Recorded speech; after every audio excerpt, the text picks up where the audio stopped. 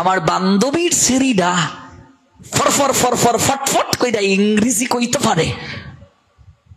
খাউরার ঘরে খাউরা, খালি খাওন, খাইতে খাইতে ফ্যাট বাড়াইতাছস, এখনো জ্যাকপট, এটার বাংলা কইতে পারোস না। এই নিয়ে তাকে বিদ্যা গেলানো শুরু হচ্ছে।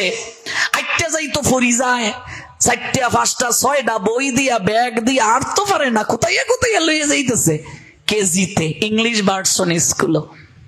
এবার তাদেরকে একটু মানুষ করা, এবার শুরু হয়ে গেল গা সন্তানের ভবিষ্যৎ, তাদেরকে ফাস্ট হতে হবে। এবার তাদেরকেও এইভাবে বড় করা, 5-এ বৃত্তি, 8-এ বৃত্তি।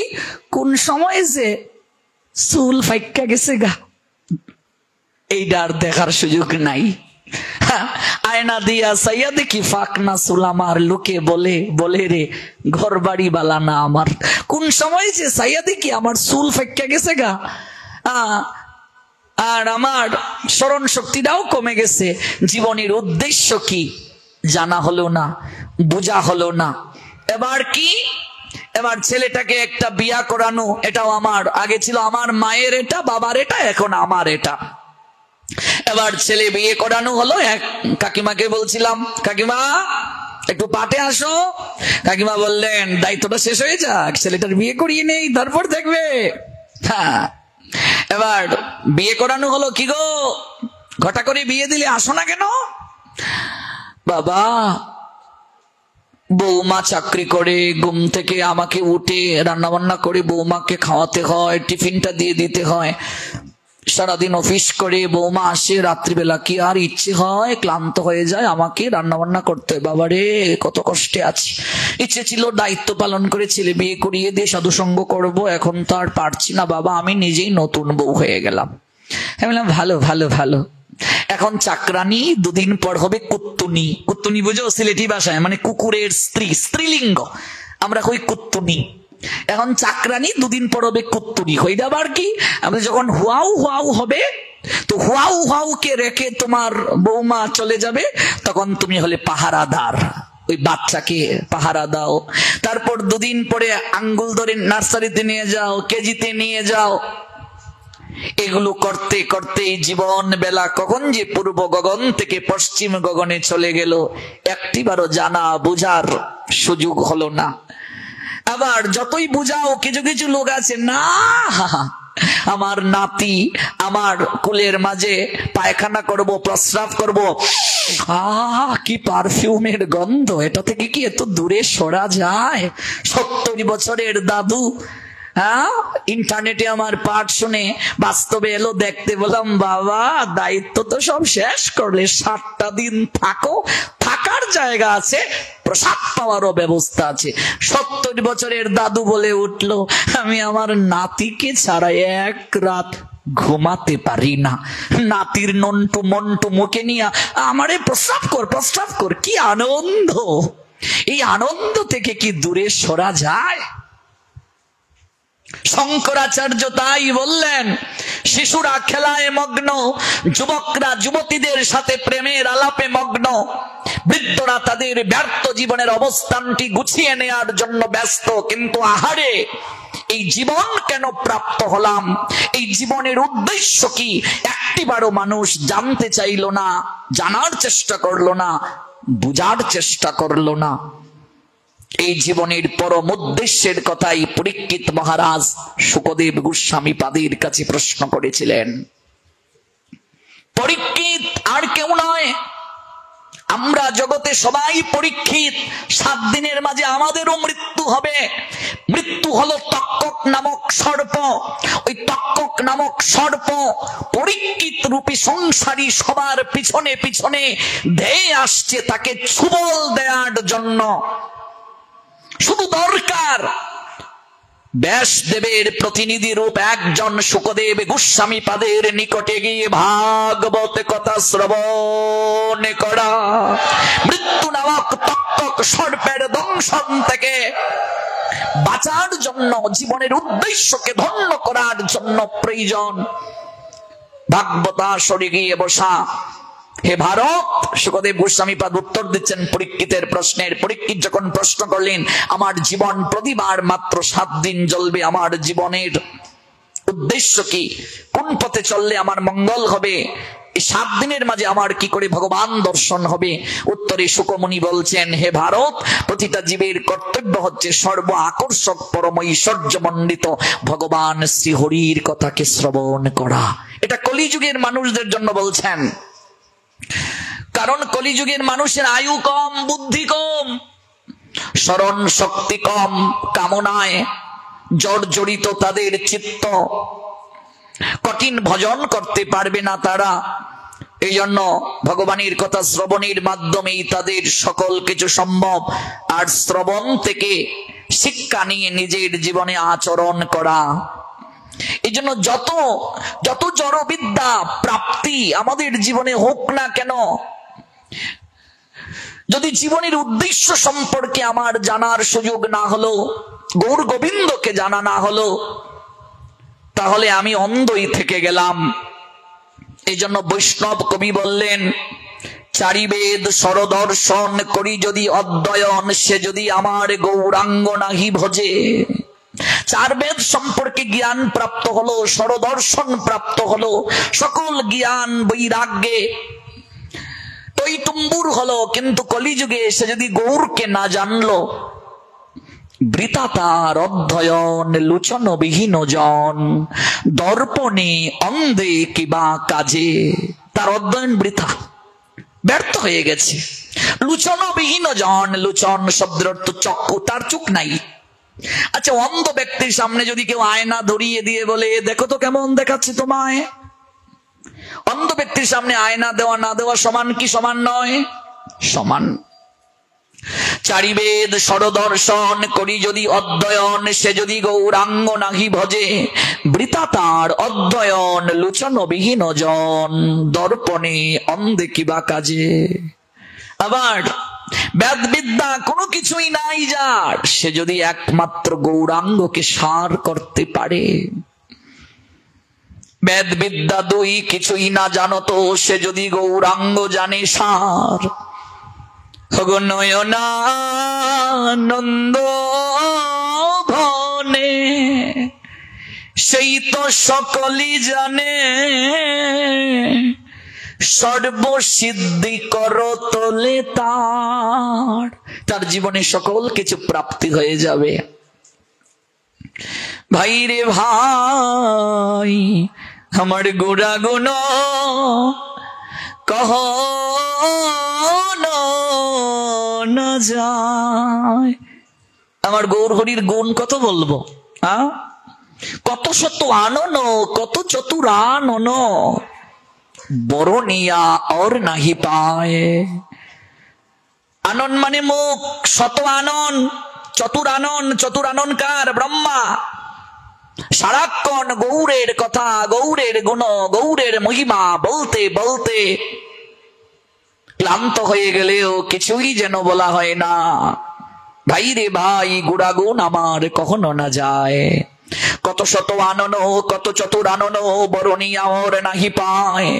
কারণ এই কলিগুড় তিমিরে গরাসল জগজন, ধর্ম করম বহুদূর, অসাধনে চিন্তামণি, বিধি মিলাইল আনি আমার গুড়া বড় দয়ারো ঠাকুর।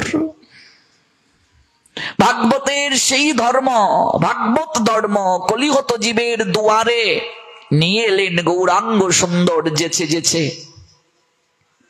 সেদে সেদে। বিচার না করে পাত্র অপাত্র বিচার করলেন না, দিয়ে দিলেন।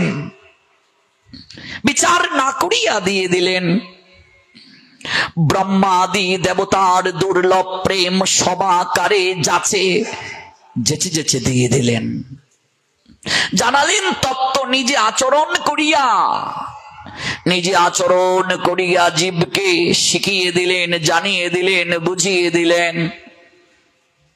তত্ত্ব জানাটা যে দরকার। One who knows the transcendental nature of my appearance and activities does not upon leaving this body take his birth again in this material world by eternal Buddha said Almighty Creator Krishna, Srimad Bhagavad Gita 4 chapter Gyan Yog 9 verse। ওই তত্ত্ব জানাটা যে জীবনে বড় দরকার।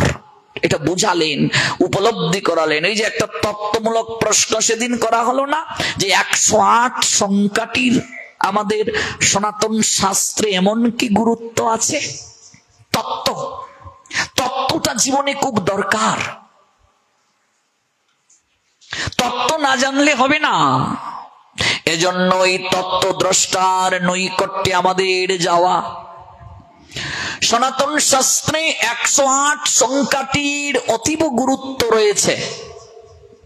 আপনি দেখবেন দুর্গা পূজাতে 108টি পদ্ম লাগে কিনা?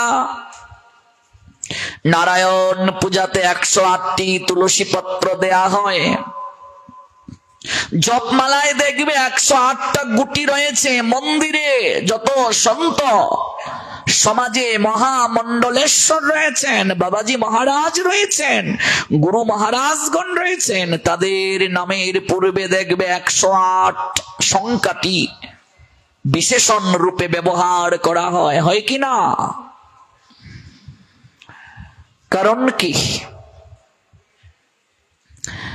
তত্ত্বটা কি? দেখো, সনাতন ধর্ম অনুসারে 108 সংখ্যাটিকে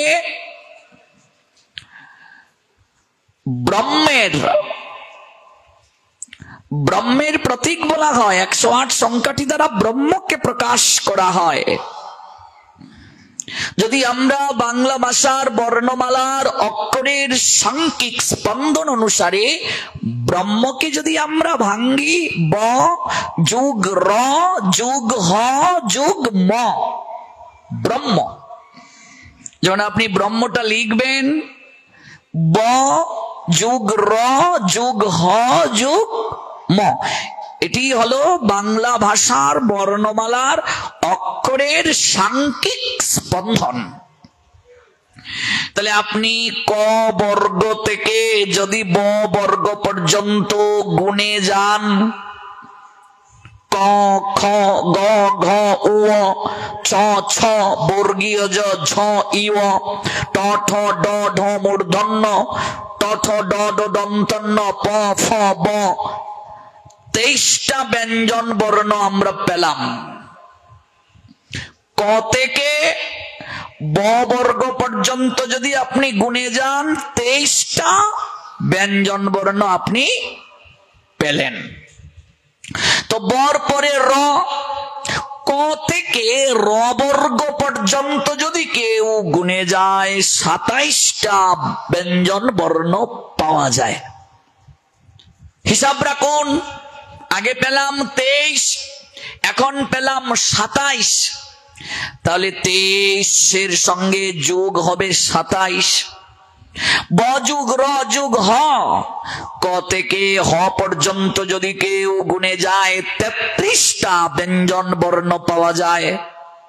তাহলে 23 যুগ 27 যুগ 33, ব যুগ র যুগ হ ম। এবার ক থেকে ম বর্গ পর্যন্ত যদি কেউ গুণে যায়, 25টা ব্যঞ্জন বর্ণ পাওয়া যায়। 23 যুগ 27 যুগ 33 যুগ 25 ইকুয়াল 108। এই হলো বাংলা ভাষার বর্ণমালার অক্ষরের সাংখ্যিক স্পন্দন, ব্রহ্ম। এবার আসুন, আমরা যদি 108কে আয়ুর্বেদ এবং যোগ শাস্ত্রের ভাষায় ব্যাখ্যা করি, মানব দেহে মোট 108টি পথ ধরে চালিকা শক্তি এসে হৃৎপিণ্ডকে সচল করে। 108কে যদি আমরা এইভাবে বিশ্লেষণ করি, 6 গুণ 3 গুণ 2 গুণ 3, 6 গুণ 3 3 6 18, 18 গুণ 2 18 2 36, 36 গুণ 3 3 36 108। ব্যাখ্যাটা কি? 6 গুণ 3, 6 মানে 6 রিপু। শুধু 108 সামনে লিখলে হবে না, যার 6 রিপু বশ হয়েছে। 6 গুণ 3, 6 মানে ষড়রিপু। ও দেহে মহাজন বলছেন রিপু ছয় জন তারা কথা শোনে না,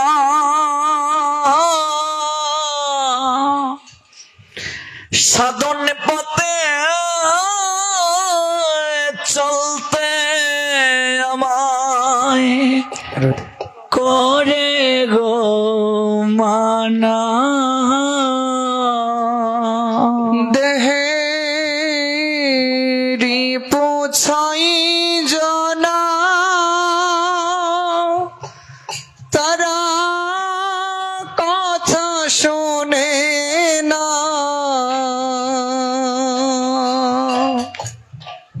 সাধন পথে চলতে আমায় করে গো মানা।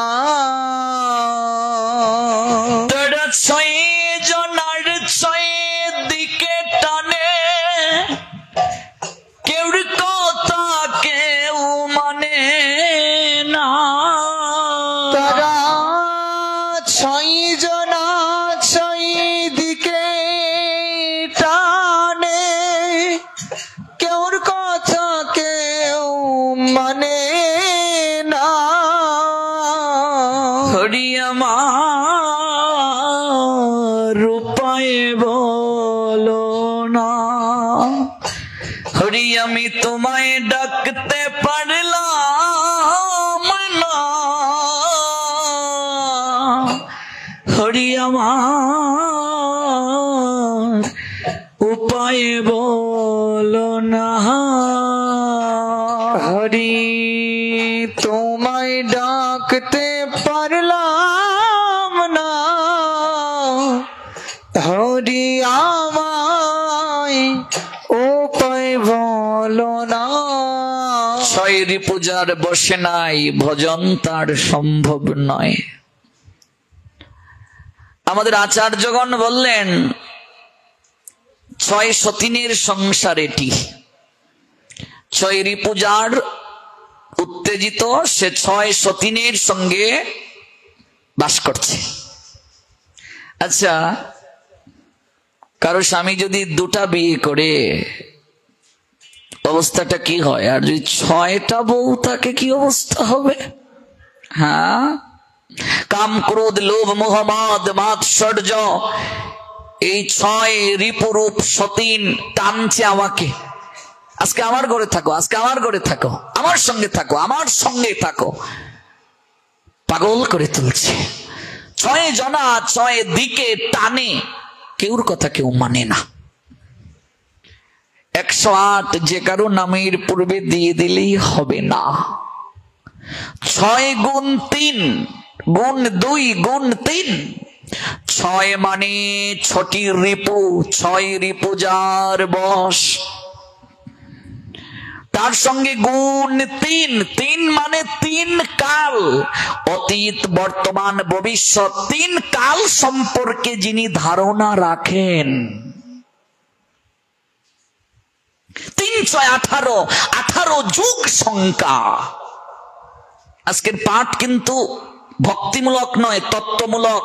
তত্ত্বটা আগে জানুন, তত্ত্বটাও জীবনে দরকার। শুধু একটু ভক্তির কথা শুনে কাঁদলাম চলে গেলাম, লাভ হবে না। তত্ত্বের দ্বারা আগে নিজেকে পাত্র প্রস্তুত করতে হবে, নইলে হবে না, ঠকবো আমরা। 3 কাল সম্পর্কে যিনি জ্ঞাত, যিনি আমার অতীত সম্পর্কে জানেন, বর্তমান সম্পর্কে ভবিষ্যৎ সম্পর্কে যিনি জ্ঞাত, এমন তত্ত্বদ্রষ্টার আগে 108। 6 গুণ 3, 6 রিপু বশ, 3 কাল সম্পর্কে জ্ঞাত। 3 6 18, 18 শব্দটা, 18 সংখ্যাটা সনাতন শাস্ত্রে অনেক গুরুত্ব বহন করে। 18 দিনে মহাভারতের যুদ্ধ হলো, 18 অধ্যায়ে গীতা, 18,000 ভাগবতে শ্লোক, 18 পুরাণ, 18 অক্ষৌহিনী সৈন্য কুরুক্ষেত্রের যুদ্ধে অংশ নিয়েছে। এক অক্ষৌহিনী সৈন্য, তারও একটা হিসাব আছে, 2,18,700 হলো এক অক্ষৌহিনী সৈন্য। এইভাবে 18 অক্ষৌহিনী সৈন্য কুরুক্ষেত্রের যুদ্ধে গিয়েছে। তো এক অক্ষৌহিনী সৈন্য সমান 2,18,700, অতএব 18 অক্ষৌহিনী সৈন্য সমান 2,18,700 গুণ 18 সমান 39,36,600। 39,36,600 সৈন্য কুরুক্ষেত্রের যুদ্ধে অংশ নিয়েছে। অক্ষৌহিনী হিসাবে 18। তাহলে 18 সব জায়গায় কেন? কারণটা কি? মালায় 108টা গুটি, শূন্যটাকে সরিয়ে নিলে 18। শূন্য ভারতবর্ষের সর্বশ্রেষ্ঠ আবিষ্কার। শূন্যে আমরা ছিলাম, শূন্যে ছিলাম, কিছু ছিল না, শূন্য থেকেই সব শুরু। একের পাশে দাও শূন্য 10, আরেকটা দাও শূন্য 100, আরেকটা শূন্য 1000, আরেকটা শূন্য 10,000, যত শূন্য দাও বাড়তে থাকবে 1 লক্ষ, 10 লক্ষ, 1 কোটি। এক হলো ব্রহ্ম। এক সরিয়ে নিলে শূন্যের কোনো মূল্য নেই। একে ছিলাম, একে লয়ে প্রাপ্ত, ব্রহ্ম থেকে এসেছ, ব্রহ্মে যাবে। এক মূলাধার, অনাদির আদি। শূন্য হচ্ছে আবিষ্কার, সর্বশ্রেষ্ঠ আবিষ্কার। এই শূন্যের আবিষ্কার আমাদের ঋষিগণ। শূন্যটা ব্রহ্মের প্রতীক। শূন্য সরিয়ে নিলে রইল সংখ্যা 18। সর্বক্ষেত্রে 18। 18 সংখ্যাটার গুরুত্ব রয়েছে। 18 অক্ষৌহিনী সৈন্য। এক অক্ষৌহিনী সৈন্যকে ভাগ করা হয় 4টা ভাগে। পদাতিক সৈন্য, অশ্বারোহী সৈন্য, হস্তিবাহিনী সৈন্য, রথী। পদাতিক সৈন্য 1,09,350, হস্তিবাহিনী 65,610, অশ্বারোহী 65,610, হস্তিবাহিনী 21,870, রথী 21,870। তাহলে যোগ করতে শুরু করুন। পদাতিক সৈন্য 1,09,350, তার সঙ্গে যোগ অশ্বারোহী 65,610, 1,09,350 যোগ 65,610 সমান 1,74,960। তার সঙ্গে যোগ করুন হস্তিবাহিনী 21,870, 1,74,960 যোগ 21,870 সমান 1,96,830। তার সঙ্গে যোগ করুন রথী, যারা রথ চালিয়ে যুদ্ধ করবে। রথী হচ্ছে 21,870। তাহলে 1,96,830 যোগ 21,870 সমান 2,18,700 জন। এগুলো এক অক্ষৌহিনী সৈন্যের হিসাব। 18 অক্ষৌহিনী সৈন্য সমান 39,36,600। তন্মধ্যে পাণ্ডবদের পক্ষে অংশ নিয়েছিল 7 অক্ষৌহিনী সৈন্য, আর কৌরবদের পক্ষে 11 অক্ষৌহিনী সৈন্য। ঐকিক নিয়ম করুন। এক অক্ষৌহিনী সৈন্য সমান 2,18,700। অতএব 7 অক্ষৌহিনী সৈন্য সমান 2,18,700 গুণ 7 সমান 15,30,900। এটা হচ্ছে অর্জুনের পক্ষে। আবার দুর্যোধনের পক্ষে 11 অক্ষৌহিনী সৈন্য। ঐকিক নিয়ম করতে থাকুন। এক অক্ষৌহিনী সৈন্য সমান 2,18,700। অতএব 11 অক্ষৌহিনী সৈন্য সমান 2,18,700 গুণ 11 সমান 24,05,700। এবার যোগ করুন 24,05,700 যোগ 15,30,900 সমান 39,36,600। এই হলো কুরুক্ষেত্রের যুদ্ধে মূল সৈন্য সংখ্যার হিসাব। এখানেও 18 যুদ্ধ হয়েছে 18 দিন। পরশুরামের সঙ্গে মহামহিম বিশ্বের যুদ্ধ, অম্বার অধিকার প্রতিষ্ঠার জন্য গুরু শিষ্যের লড়াই 18 দিন। সর্বক্ষেত্রে 18 শ্লোক আমরা দেখতে পাই। 18,000 ভাগবতে, অধ্যায় গীতার 18। প্রত্যেকটা অধ্যায়ের সঙ্গে একটা শব্দ আছে, যোগ। শব্দটা কি? যুগ। যুগ মানে সংযোগ স্থাপন। 18 সংখ্যাটাকে যুগ সংখ্যা বলা হয়। প্রত্যেকটা মানুষের জীবনে যোগ বড় দরকার। যোগ শাস্ত্রে 18 সংখ্যাটার একটা বিশেষ মহিমা আছে। 18 হচ্ছে যুগ সংখ্যা। প্রত্যেকটা মানুষের জীবনে যোগ বড় দরকার, বিয়োগ নয়। আমাদের জীবনে যোগ দরকার, যোগ বিয়োগ নয়। যোগ মানে সম্বন্ধ, বিয়োগ মানে হারানো। আমাদের জীবনে যোগ দরকার, বিয়োগ নয়। 18 মানে যুগ সংখ্যা। প্রত্যেকটা মানুষের জীবনে যোগটা বড় দরকার। কার সঙ্গে যোগ? ব্রহ্মের সঙ্গে যোগ। এই জন্য 6 রিপু যখন মানুষের বশ হয়ে যাবে, 6-এর সঙ্গে 3 গুণ। 3 মানে অতীত, বর্তমান, ভবিষ্যৎ, 3 কাল। যার 6 রিপু বশ, সে আপনা থেকে অতীত, বর্তমান, ভবিষ্যৎ সম্পর্কে জানতে পারবে। তাকে বলে সিদ্ধিপ্রাপ্ত সাধক। রিপু যখন বশ হয়ে যায়, তখন সে আপনা থেকেই 3 কাল সম্পর্কে জ্ঞাত হতে পারে। এরকম সাধককে বলে ত্রিকালদর্শী। লোকনাথ ব্রহ্মচারী বাবা একজন অন্যতম। তাহলে 3 কাল সম্পর্কে জ্ঞাত, 6 রিপু বশ, 3 6 18। 18 মানে যোগ। এমন হয়ে গেলেই ভগবানের সঙ্গে তার যোগ, ব্রহ্মের সঙ্গে তার যোগ। এবার 6 গুণ 3, তার সঙ্গে গুণ দিন 2। 18 2 36। 2 মানে হৃদয়ের 2টি অবস্থা, এক হলো নির্মল, এক হচ্ছে কলুষিত। এই হলো 36। 36-এর সঙ্গে গুণ দিন 3। 3 মানে মানুষের মনের 3টা অবস্থা, ইচ্ছা, অনিচ্ছা, উদাসীনতা। এই হলো 108। এবার আপনি কার পূর্বে ব্যবহার করবেন? আপনার সিদ্ধান্ত। শাস্ত্র আপনাকে সিদ্ধান্ত দেবেন। যাদের পূর্বে দেয়া হয় নিশ্চয়ই তারা যোগ্যতা যদি অর্জন করেছেন, এটা একটা বিশেষণ। এই হলো তত্ত্ব। One who knows the transcendental nature of my appearance and activities does not happen. দেখতে দেখতে সময় চলে গেল। Leaving this body, take his birth again in this material world.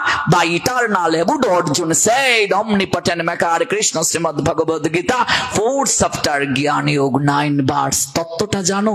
জন্ম কর্ম চমে দিব্যম এবং ইয়া ব্যক্তি তত্ত্বত ত্যক্তা দেহম পুনর্জন্ম নয় মামেতি অর্জুন। অর্জুন, আমার জন্ম লীলা জানো, আমার জন্ম কথা জানো। আমার যত কর্ম রয়েছে, কর্মটাই তো লীলা গোবিন্দের। আমার যত লীলা রয়েছে, জন্ম কর্ম সকল লীলা তুমি জানো। কিন্তু এই জানাটা যেন তোমার তত্ত্বগতভাবে হয়। যতদিন পর্যন্ত মানুষ তত্ত্ব না জানবে, তত্ত্বগত সম্বন্ধে যতদিন পর্যন্ত মানুষ না পৌঁছাবে, ততদিন পর্যন্ত তার আসা যাওয়া বারণ হবে না। মানুষ যখন তত্ত্ব জানবে, তখনই ভগবান জানালেন ত্যক্তা দেহম পুনর্জন্ম নয়েতি মামেতি অর্জুন। তখনই জীবের আর আসা যাওয়া হবে না। তখনের জীব আসা যাওয়া থেকে মুক্ত হয়ে নিত্য শাশ্বত আনন্দ নিকেতনে অনন্তকালের জন্য পৌঁছে যাবে। নিত্য শাশ্বত আনন্দ লোকে অনন্তকালের জন্য সে পৌঁছে যাবে। আসা যাওয়া তার বারণ হয়ে যাবে। জীবনে তত্ত্বটা বড় দরকার। তত্ত্ব জানাটাই মনুষ্য জীবনের প্রকৃত উদ্দেশ্য। আজকাল আমরা লীলায় বড় আগ্রহী। নিশ্চয়ই লীলা তো আমাদেরকে আনন্দ দান করে, কিন্তু লীলার অন্তরালে, লীলার সঙ্গে ওই লীলার তত্ত্বটাও আমাদের জানা দরকার। তত্ত্ব না জেনে মানুষ যদি ধর্ম পালন করে, লীলা শুনে শ্রদ্ধা এক সময় নষ্ট হয়ে যাবে। আপনি কণ্ঠে তুলসীর মালা দিয়ে স্কুলে গেলেন, কেউ আপনাকে বলল কি রে মালা দিচ্ছিস কেন, এগুলো দিতে হয়। আপনি তাকে বোঝাতে পারলেন না, আপনি এসে খুলে ফেলবেন, একদিন খুলে ফেলবেন। কিন্তু আপনি যদি জানেন এটা কেন দিতে হয়, যে যাই বলুক আপনি কখনো খুলবেন না। এই জন্য প্রত্যেকটা অনুষ্ঠানের পশ্চাতে তত্ত্বটা জানুন। প্রত্যেকটা আচার অনুষ্ঠান পালন করছেন, তত্ত্ব জানুন। এই যে অম্বুবাচী গেল কতদিন আগে, শত শত লোক আমায় কল দিয়েছে। বিষয়টা কি? বিষয়টা হলো মানুষ অম্বুবাচীতে একাদশী ব্রত পড়েছে, একাদশী বাদ দিয়ে দিয়েছে। অনেক লোক ভগবানের সেবা পূজা বন্ধ করে দেয় অম্বুবাচীতে। অথচ সেই সকল মানুষদেরকে জিজ্ঞেস করলাম, অম্বুবাচী কি গো? এটা তো জানি না। অম্বুবাচীতে বিধবারা মাটিতে শয়ন করবে, ফল খাবে, আমরা এগুলোই জানি। আগুন ধরানো যাবে না, এগুলো আমরা জানি, কিন্তু এই তত্ত্ব জানে না। এইভাবে তত্ত্ব থেকে দূরে সরিয়ে হিন্দুদের কি কল্যাণ হবে ভাবুন, অনুভব করুন তো। এমনকি অনেক দেবী প্রতিমার মুখ ঢেকে দেয়া হয়েছে লাল কাপড় দিয়ে। সেখানে কামরূপে কামাক্কায় দেবী মাকে লাল বস্ত্র দ্বারা আবৃত করা হয়। নিশ্চয়ই আমার বাড়ির দেবী প্রতিমাটা কামরূপে কামাক্কায় মায়ের প্রতিমার ন্যায় নয়। অম্বুবাচী মূলত ধরণী মা রজস্বলা হন, এটাকে রজ উৎসব বলা হয়। এই জন্য ধরণী মা কষ্ট পাবেন এমন কোনো কার্য করা যাবে না। একটা নারী যখন রজস্বলা হয়, সে তখন সন্তান ধারণে সক্ষম হয়ে ওঠে। এই রজস্বলা অবস্থাটা একটা নারীকে পূর্ণতা দান করে। ধরণী মাতাও বিশ্বাস অনুযায়ী, প্রচলিত বিশ্বাস অনুযায়ী রজস্বলা হন। এই জন্য কর্ষণ করা হয় না, এই কয়েকটা দিন লাঙ্গল চালানো হয় না। যেমন রজস্বলা হলে স্বামী স্ত্রীকে আলাদা শয়নের বিধান দিয়েছেন আর্য ঋষিগণ। বিজ্ঞান বলছে এই সময় শারীরিক সঙ্গম করলে প্রচুর পরিমাণে শরীরের জন্য ক্ষতি এবং প্রচুর ব্যথা অনুভব হতে পারে সেই মায়ের। এই জন্য আলাদা আলাদা শয়নের বিধান। ধরণী মা রজস্বলা হন, এই সময় কর্ষণ হয় না, লাঙ্গল চালানো হয় না। মা আর মাটি, মা আর দেশ একই সূত্রে গাথা। এই জন্য ধরণী মা কষ্ট পান এমন কোনো কাজ করা যাবে না। আমরা আগেরকার সময় নতুন চুলা তৈরি করতাম না, আগুন জ্বালাতাম না, কেমন। আর এটা একটা ব্রত। এই ব্রত কিশোর কিশোরী, যুবক যুবতী, সদবা বিধবা, সন্ন্যাসী, ব্রহ্মচারী সবাই করতে পারে। যদি কেউ এই ব্রত করতে চায় তাহলে সে ফলমূলাদি খেয়ে মাটিতে শয়ন করিয়ে করতে পারবে। কিন্তু আমরা এই ব্রতে বিধবাদেরকে নির্যাতন করতে শুরু করলাম যে তুমি বিধবা মাটিতে ঘুমাবে, তুমি বিধবা কিছু স্পর্শ করতে পারবে না, তুমি ফল খেয়ে থাকবে। আমরা এটা কেবল বিধবাদেরকে আমরা দিয়ে দিলাম চাপিয়ে, নির্যাতন করতে শুরু করলাম। বিধবা বৈধব্য ব্রত করে। একটা নারী স্বামী মারা গিয়েছে, তার যদি শরীরে কামনা থাকে সে বেবিচার হতে পারে। এই জন্য ঋষিগণ বলছেন যদি সে দ্বিতীয়বার বিয়ে করতে চায় সুস্বাগতম। আমাদের শাস্ত্র বলছে তুমি আবার দ্বিতীয়বার বিয়ে করো। বিধবা বিবাহের কথা শাস্ত্রে বহু শ্লোকে আছে। যদি সে বলে না আমি বিয়ে করব না, আমি বৈধব্য ব্রত করব, তাহলে সে শুভ্র শাড়ি পরিধান করে, তখন সে সাত্বিক আহার গ্রহণ করে। সাত্বিক আহার অনেক সময় আমাদের শরীরকে, মনকে অনেকটা কিছুটা নিয়ন্ত্রণ রাখতে সহায়তা করে। কিন্তু এর অর্থ এই নয় যে একটা বিধবাকে জোরপূর্বক দায় চাপিয়ে দেয়া। আজও দেখবে বিভিন্ন বিবাহের অনুষ্ঠানে, মাঙ্গলিক কার্যে বিধবাদেরকে উলুধ্বনি দিতে দেয়া হয় না। আমি এমনও দেখেছি 4 বোন যদি থাকে, ভাইয়ের বিয়েটা লেগেছে, এক বোন যদি বিধবা হয়, বিধবা বোনটাকে আগে বাবার বাড়িতে নায়র আনে না। নায়র বুঝো গো? বাবার বাড়িতে বেড়ানো যাওয়াকে নায়র বলে সিলেটিতে। তোমরা কি বলো? নায়র। তোমরা লাগে দেখেছে, আমরা মিল আছে। হ্যাঁ, তো নায়র নিতে দেয় না। বিধবা মা ছেলের বিয়েতে কুলা লয় না, ব্রতী হয় না। এগুলো সব কুসংস্কার। এ কেমন কথা? বিধবা মেয়েদেরকে মাঙ্গলিক কার্যে অংশগ্রহণ করতে গেলে আর চোখে দেখানো হয়। এগুলো সামাজিক কুসংস্কার, সমাজের বেধি। এ থেকে আমাদের বের হতে হবে। ধর্ম পালনে সদবা বিধবা কুমারী কুমার বলে কিছু নাই, সবাইকে করতে হবে। কোন কোন জায়গায় দেখবে একাদশী যারা পালন করে, সদবা যারা হিউমার ছড়ায়, ফেসবুকে ছড়ায়, সদবার আর একাদশী লাগে না, এরকম হিউমার ছড়ায়। আবার কেউ কেউ কয় সদবারা যদি একাদশী করে পারণের দিন এক বেলা হইলেও মাছ খাওন লাগে।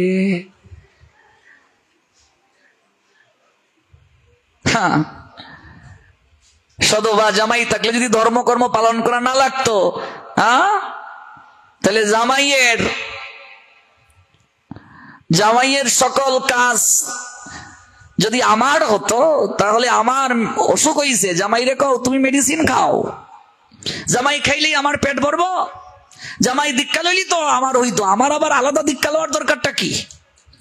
এই যে সামাজিক ব্যাধি, হ্যাঁ, বিধবাদেরকে নির্যাতন, একসময় সতীদাহ, বিধবাদেরকে নির্যাতন, এগুলো সমাজের ব্যাধি, এগুলো শাস্ত্রের কথা না। এ থেকে আমাদের বের হতে হবে। ধর্ম সবার জন্য সমান। এরকম শিক্ষিত লোক এই বরগুনার আমাকে প্রশ্ন করেছেন, প্রভুজি আমরা দুইজন স্বামী স্ত্রী, দুইজনই প্রসাদ বুঝি, আমরা চাকুরিও করি, আমরা একাদশী ব্রত করি, কিন্তু পত্রী সংহিতায় আমরা দেখলাম এরকম একটা শ্লোক। এখন আমাদের তো ভয় ভয় কাজ করছে। আমার স্ত্রী বলছে, গো তোমার আয়ু আমি হরণ করছি না তো একাদশী করে? তো একটা শ্লোক দেখেই আপনি সিদ্ধান্ত নিয়ে নেবেন? সনাতন শাস্ত্রে সিদ্ধান্ত নিতে গেলে তো বহু শ্লোক থেকে সর্বাধিক যে মতবাদ, এটাকেই গ্রহণ করতে হবে। এই জন্য এগুলো থেকে আমাদের বের হয়ে আসতে হবে। ধর্ম সবার জন্য সমান, সবাইকে ধর্ম প্রতিপালন করতে হবে, এবং এটি যেন আমরা তত্ত্ব জেনে করি। আগামীকাল থেকে বাকি